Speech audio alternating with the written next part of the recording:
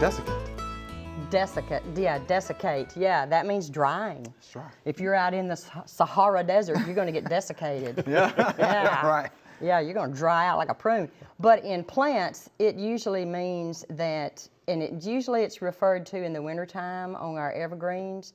If, for example, the soil is real cold or frozen a little bit, the roots cannot take up water because of the frozen soil. And then if we get a really drying northwesterly wind that we get in the winter, it desiccates that foliage. In other words, it's sapping the moisture. Transpiration rates go up, and that's the loss of moisture from the leaves, and that is a drying of the leaves for lack of moisture. That's desiccation, and it can be caused by a lot of different things. It happens in the summertime with a dry wind blowing, and it just dries out the leaves, and it's lack of water in the soil.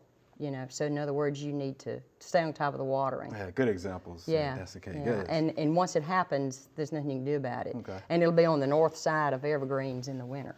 You know, you'll see that people think, what happened? You know, but it's those drying winter winds when the soil is cold. And a lot of people don't think about watering their plants in the winter. Not in the winter. You don't. You really don't think about it. And your evergreens definitely, we have dry spells in the winter. Sure.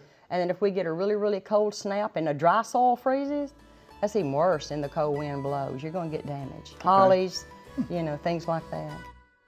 Thanks for watching the video. We hope you enjoyed. To subscribe, click below.